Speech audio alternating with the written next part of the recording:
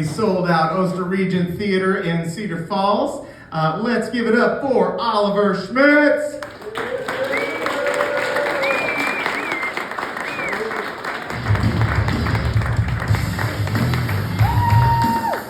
Yeah, how's it going, TeeHees? Yeah, I donated sperm. Now they won't let me back at the food bank. Yeah. All right. My friend invited me to go watch drag racing, and I'm like, that's usually not my thing, but man, they can run fast in heels.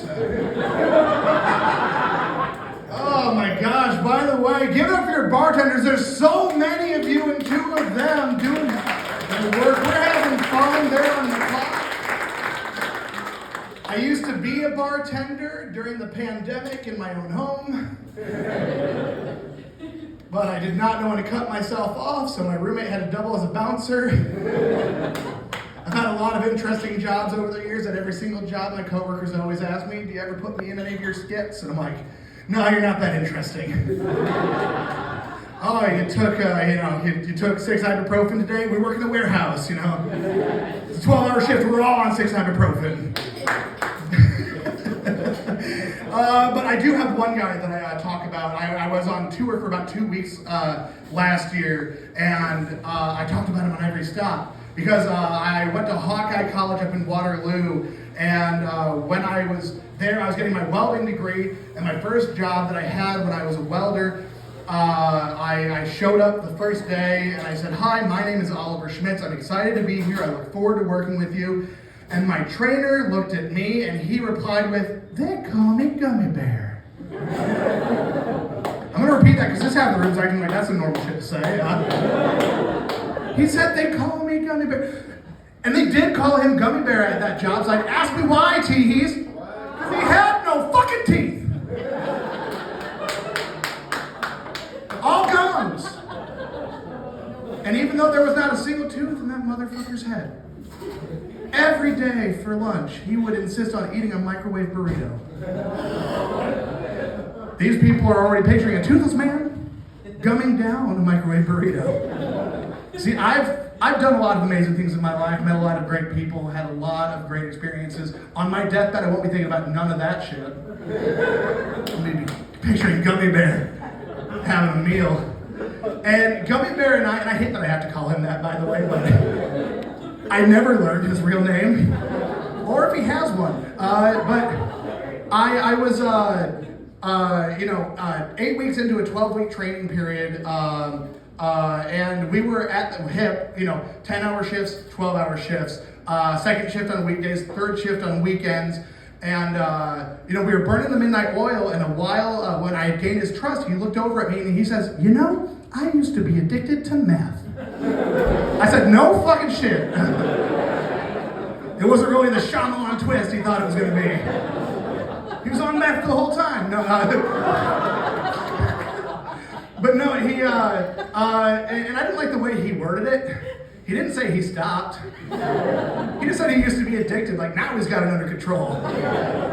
Like Monday through Friday, that's for Boss Man, but weekends is for Gummy Bears. And I was at that job for only about 4.5 months before they did layoffs. It happens a lot in the blue collar sector of the workforce. And one of the day, I hadn't trained with him in a little while. It was about a week and a half before I wound up getting let go.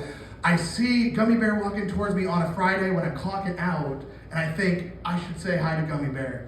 No. Don't do that. Because I look at Gummy Bear and I say, Gummy Bear, it's the weekend, I'm free. And then he looks at me without blinking and says, you're scared of snakes. Again, is that how you guys just say hello in Des Moines? What the fuck?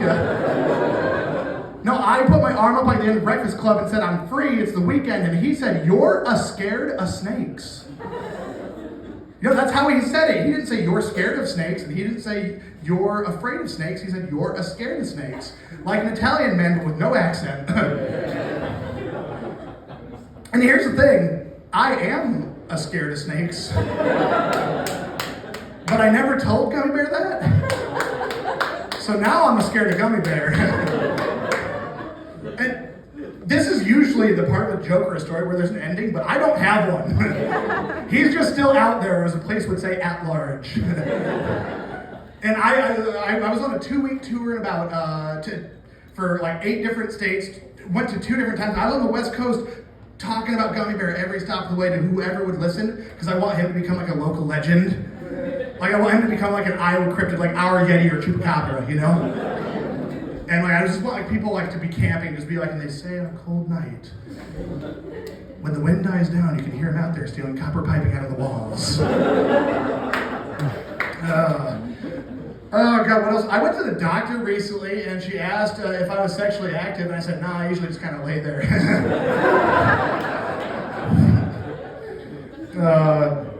By the way, you might see me check my notes from time to time. That's what we do. Sometimes we jot notes on our phone. I do have one note that just says, what's new in hot dogs? Like I got drunk at my buddy's birthday about 2 weeks ago, and I don't know if that was a joke. Or somebody approached me and said, what's new in hot dogs? Because I look like I would know. And I was just like, let me write that down. That's some sober work for the morning. But no, I love my job now, but sometimes I get stressed out, so I was asking a coworker what I should do to unwind. And a lady that I work with said, go to Target. That's kind of her routine. She goes to Target, kind of decompresses, wanders around, maybe you buy something, a little serotonin for you. And I was kind of, what I would describe, lurking around Target. And the longer that I was at Target without a girlfriend, I feel like people were looking at me the same way they look at me at a park without a kid. Like I was just, there kind of scouting for one of the stragglers, as it calls them. I used to be a stage magician. In case you guys are wondering, hey Oliver, have you ever been even less fuckable? The answer is yes, I used to be a stage magician. This is 100% true. I used to go to college parties that I was not invited to. My roommates would throw the parties and I'd come out to the living room and entertain the guests. But the only magic trick I'd ever pull off is I'd make all of the vagina disappear. I had a lady come up to me after a show and she told me, oh, that's amazing, you do comedy, you act, you even did magic, you're a double threat, maybe even a triple threat. I said, that's amazing that you say that, because usually women just see me as a regular threat. She said, no, Oliver, no, I think that you're a prize. I think you're a prize, actually. I said, no, ma'am, I know I'm no prize. Usually people are excited when prizes come in their cereal. You guys are gross. No, I have acted though. He alluded to it. I've been on Tubi TV and Amazon. I've been in 3 movies. I had an IMDb. There's 0 good movies. Don't watch them. But I did get my first stalker from the movies, where I didn't know what to do with a stalker because I'm not used to attracting women in any capacity, let alone having a stalker. So I asked my friends what to do, and they said just ghost her. So now when she messages me, I just reply back with ooh. But now she just thinks that I'm really interested in what she has to say. I'm very single, and I'm also on the dating apps. I just didn't want to say woo earlier because I feel like you guys. I wasn't the only one who just I don't want to admit to this.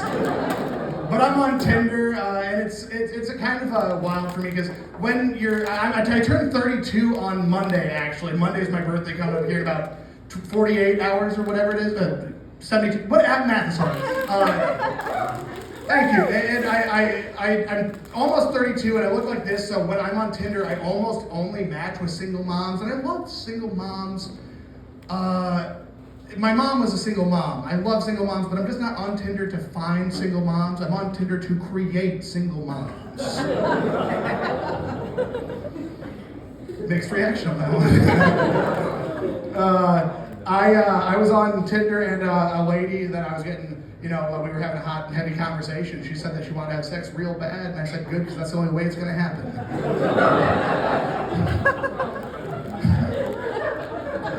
Another conversation I was having with a lady, I was talking about my diet goals, and she said, if you lose some weight, your dick will get bigger.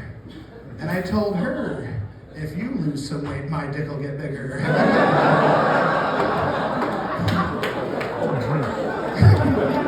I've been told that's my meanest joke. Oh God, how how are you guys doing? You guys have been an awesome audience. You guys doing good? You guys good? I'm doing great. I'm great. I'm great. You want to know how I know I'm great? Because that's what women tell me before they say they don't want to date me. They're like, Oliver, you're great, but there's somebody else, you know? Oliver, you're great, but I got to figure things out alone first, right? And, when there's somebody else, I started calling that my silver medal, you know? And you know what happens when you get like dozens of silver medals, what it adds up to? Fucking nothing. They don't even let you on. Trust me, I asked. And it's hard for me because the dating world is tough. I have been stood up on a date that I brought flowers to. Oh. Don't feel too bad because I feel like if I say that in front of enough people, I will get one pity blowjob eventually. No, it's real difficult, and I got stood up on a date because we were going to go get drinks before dinner or a walk, or we were going to figure out what to do. The night was young, and so were we, right? And I got to the bar at about 6 o'clock, all the optimism in the world, as I became the last person in the bar to realize I had been stood up. And I brought the flowers, and everyone's buying me drinks, and I don't know why. And the bartender, she's being so nice. She's being so lovely. And at the end of the night, I closed down the bar, and the flowers found their way to a dumpster out back. And I had somebody say, you should have offered them to the bartender if she was, real nice. And I said, no, I don't want her to think that now I'm her problem, Like now she's going to be like the rabbits to my Lenny. They read books in the back. And because again, I know what I look like. I used to get told I looked like one of the property brothers. Now I look like the property uncle. When I shave, I get told by my friends that I look like chubby Nicolas Cage, or as they put it, Thickless Cage. I shaved down to a mustache last year during the month of May because I literally just wanted to save some pussy for the rest of you. And I shaved down to a mustache. I got the best burn of my life. I got told that I looked like Freddie Mercury. If instead of AIDS, he got diabetes. You guys laugh too hard at that. Oh, no, I got her right back, though. I didn't buy none of her Girl Scout cookies. But no, it's difficult because, again, I have this negative self-image. So when I'm out at a bar, my friends will be like, you should go, she's cute. You should go talk to her. And I'm like, she's done nothing wrong.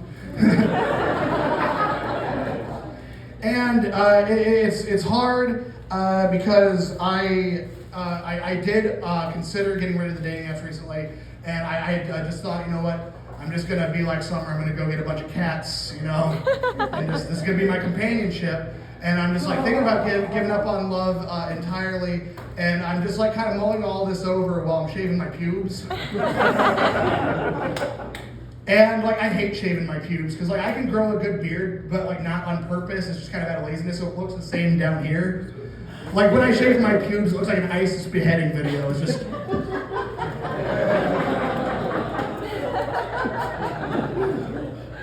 And I have this moment where I'm like, I must be doing this for somebody's benefit. That's when I realized, there's maybe like a little bit more in the tank, and that that was like this great like little moment where I realized that there is a still beating heart in my chest, and I'm having this beautiful moment while I'm shaving my pubes over my roommate's pillow. It's just. I got one more joke for you. You guys having a good time? You guys having a good time tonight? You guys drinking?